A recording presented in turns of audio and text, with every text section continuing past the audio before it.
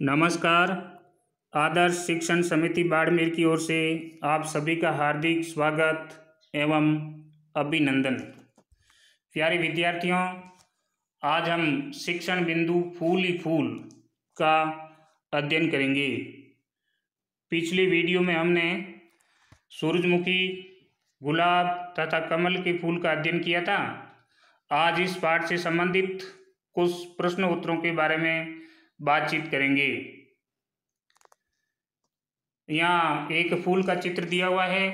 फूल हमारे जीवन के अंदर खुशियाँ, प्रसन्नता और आशा का भाव बढ़ने का काम करते हैं। एक थका हुआ आदमी जब बगीचे में जाता है तो वहाँ के मनमोहक और सुगंधित वातावरण को देख करके उसका मन मयूर नाच उठता है और उसके जीवन में निराशा के स्थान पर आशा का भाव जाग उठता है। इस प्रकार से व्यक्ति को आगे बढ़ने का, उसके जीवन में उमंग और खुशियाँ भरने का काम फूल करते हैं। अब हम फूलों के उपयोग के बारे में बातचीत करेंगे। फूलों के अनेक उपयोग हैं और उनका हमारे जीवन में भी बहुत अधिक महत्व है। तो आइए हम फूलों के कुछ उपयोग के बारे में जानते हैं।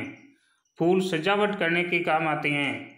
घर है, मंदिर है और अन्य स्थान है, वहाँ पर फूलों के द्वारा सजावट की जाती है। फूलों से मालाएं बनाकर देवी देवताओं की तस्वीरों पर लगाते हैं और पुष्प चढ़ाकर देवी देवताओं की पूजा की जाती है। देवी देवताओं की तस्वीरों के सामने पुष्प अर्पित और समर्पित करने की परंपरा प्राचीन समय से रही है। कुछ लोग फूलों को बेचकर रोजगार प्राप्त करते हैं और विभिन्न रोगों की दवाइयाँ बनाने में भी फूलों का उपयोग होता है। आपको रामायण का वो प्रसंग याद होगा जब युद्ध भूमि के अंदर लक्ष्मण मूर्छित हो गए थे और अनेक प्रकार का इलाज करने के बाद ये लगा कि लक्ष्मण अब बचने वाले नहीं हैं। तो वैद्य जी ने सलाह दी कि हिमालय क्षेत्र से यदि कोई सजीवनी बूटी लेकर के आएगा तो लक्ष्मण का जीवन बच सकता है। उस समय हनुमान जी उस सजीवनी बूटी को लेकर के आए थे और उस सजीवनी बूटी के द्वारा लक्ष्मण का इलाज किया गया था, उसका जीवन बच गया था। इस प्रकार से फूल हमारे जीवन में बहुत उपयोगी है। कुछ फूलों का उपयोग खाद्य तेल बनाने में किया जाता है। उनके बीजों से खाद्य तेल बनता है। कुछ फूलों का उपयोग वातावरण को सुगंधित करने के लिए किया जाता है। पूजन सामग्री जैसे अगरबत्ती, धूपबत्ती आदि बनाने में भी फूलों का उपयोग होता है। कुछ फूलों के बीजों से बालों में लगाने वाला सुगंधित हेयर ऑयल बनाया जाता है। फूलदार पौधे प्राकृतिक सुंदरता बढ़ाने के लिए एवं बगीचा मन और चित्त को शांति प्रदान करने का काम करते हैं। फूल इस धरती का श्रृंगार और सजावट करने का काम भी करते हैं। पुष्पदार और फूलदार पौधे धरती पर बहुत ही सुंदर, बहुत ही मनमोहक और मनोहर लगते हैं। अब आइए इस पाठ से संबंधित और कुछ अन्य प्रश्नों के बारे में बातचीत करते हैं। पहला प्रश्न है, किस फूल की पंखुड़ियों से इत्र और गुलकंद बनता है? तो गुलाब है, उसकी पंखुड़ियों से इत्र और गुलकंद बनाया जाता है। कौन सा फूल सूर्य की दिशा में मुड़ जाता है? तो सूरजमुखी का फूल है, वो सूर्य की दिशा में मुड़ जाता है। जिधर सूरज होता है उसकी पत्तियां उसी तरफ मुड़ती है। प्रश्न तीसरा, खुशी आज खुश क्यों थी? ये पाठ से संबंधित प्रश्न है। क्योंकि आज वह अपने पिताजी के साथ बगीचे में, जिसका नाम था गुलाब बाग, वहाँ घूमने गई थी। चौथा प्रश्न, कौन सी फूल की पत्तियां हाथ लगाने पर सिमट जाती है? तो सुई मुई की पत्तियां हाथ लगाने पर सिमट जाती है। आप उच्च कक्षाओं में अध्ययन करेंगे सजीवों के लक्षणों के बारे में, जिसमें एक आता है संवेदनशीलता। तो पौधों में भी संवेदनशीलता होती है। सूरजमुखी का सूर्य की तरफ मुड़ना और सुई मुई की पत्तियों की हाथ लगाने पर सिमटना, ये पौधों में संवेदनशीलता के उदाहरण हैं। किस फूलों के बीज से तेल प्राप्त होता है? सूरजमुखी, चमेली और ऐसे अनेक पुष्प है जिसके तेलों से, बीजों से तेल निकाला जाता है। विद्या की देवी सरस्वती का आसन कौन सा फूल है? तो वंदना हम चित्र देखते ही कमल का फूल विद्या की देवी सरस्वती का आसन है। कमल के फूल की किस भाग से सब्जी बनती है? कीचड़ में और पानी में उगने वाला कमल, उसके डंठल और पुष्पासन से सब्जी बनाई जाती है। डंठल और पुष्पासन से सब्जी बनती है। भारत का राष्ट्रीय फूल कौन सा है? तो कमल का फूल है, वो भारत का राष्ट्रीय फूल है। राजस्थान का राज्य फूल कौन सा है? रोइड़े का फूल राजस्थान का राज्य फूल है। जब रोइड़े के पेड़ के ऊपर पीले और लाल फूल लगते हैं तो वो प्राकृतिक दृश्य को बड़ा ही मनमोहक बनाते हैं। पानी में खिलने वाला फूल, कुछ ऐसे फूल है जो पानी में भी खिलते हैं, तो उसमें सबसे प्रमुख है कमल का फूल जो भारत का राष्ट्रीय फूल है। अगला प्रश्न है, पीला रंग देने वाले फूल कौन कौन से हैं? यानी पीले रंग वाले फूल, उसमें सूरजमुखी, सरसों, गुड़हल, ये पीले रंग के फूल है। गुलाबी रंग वाले दो फूलों के नाम? गुलाब, गुलमेंदी, ये गुलाबी रंग के फूल है। अगला प्रश्न, दुनिया का सबसे बड़ा फूल कौन सा है? रेफलेशिया दुनिया का सबसे बड़ा फूल है और ऐसा कहते हैं कि इसका वजन बहुत अधिक होता है। अगला प्रश्न है, भारत में फूलों की घाटी कहाँ अवस्थित है?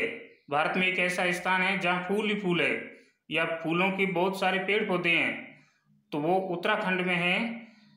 और उत्तराखंड का गढ़वाल क्षेत्र जहाँ एक जिला है चमोली, उस चमोली के अंदर फूलों की घाटी वैली ऑफ फ्लावर्स स्थित है। अगला प्रश्न है, किस फूल को मित्रता का प्रतीक माना जाता है? तो पीले रंग का गुलाब का फूल होता है, उसको मित्रता का प्रतीक माना जाता है। साथ ही पीले रंग की गुलाब की फूल को खुशहाली का प्रतीक भी माना जाता है। सफेद रंग वाले फूल कौन कौन से हैं?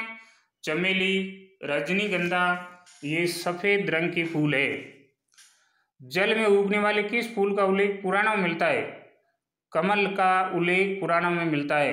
कुछ अन्य पुष्प है उनका उल्लेख भी पुराणों में मिलता है।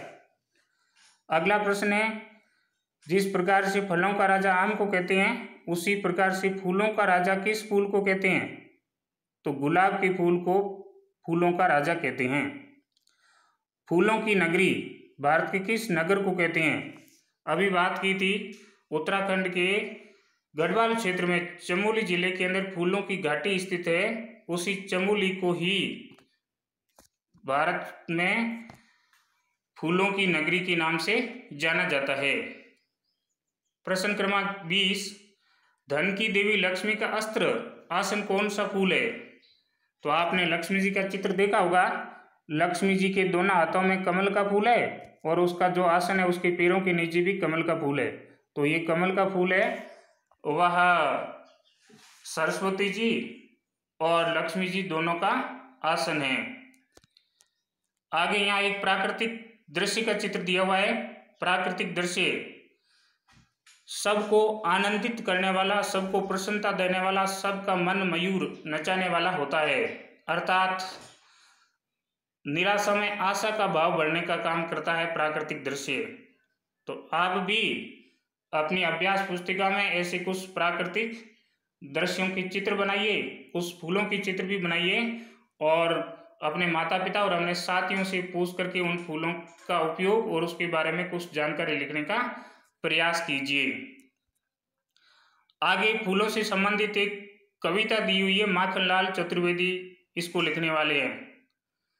फूल कहता है, चाह नहीं मैं सुरबाला के गहनों में गूंथा जाऊं, यानी वो कहता है कि मेरी ये इच्छा नहीं है कि मैं सुरबाला के गहनों में गूंथा जाऊं। चाह नहीं प्रेमी माला में बिंद प्यारी को ललचाऊं। चाह नहीं सम्राटों की शव पर ही हरी डाला जाऊं। चाह नहीं देवों के सिर पर चढ़ूं भाग्य पर इटलाऊं। मुझे तोड़ लेना वनमाली, उस पथ पर देना तुम फेंक, मातृभूमि पर शीश चढ़ाने जिस पथ पर जावे वीर अनेक।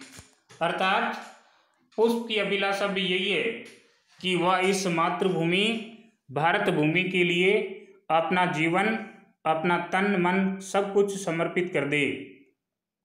इसलिए फूल हमें ये सीख देते हैं कि हमें इस मातृभूमि के लिए तन मन धन समर्पित करना चाहिए और यथासंभव इस भारत को गौरवशाली और वैभवशाली बनाने में हम सबको योगदान देना चाहिए।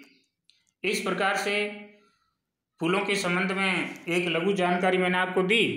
आप अपने साथियों से और विभिन्न प्रकार की पुस्तकों से फूलों के बारे में अधिक से अधिक जानकारी प्राप्त करेंगे, ऐसा निवेदन है। फिर मिलेंगे। भारत माता की जय।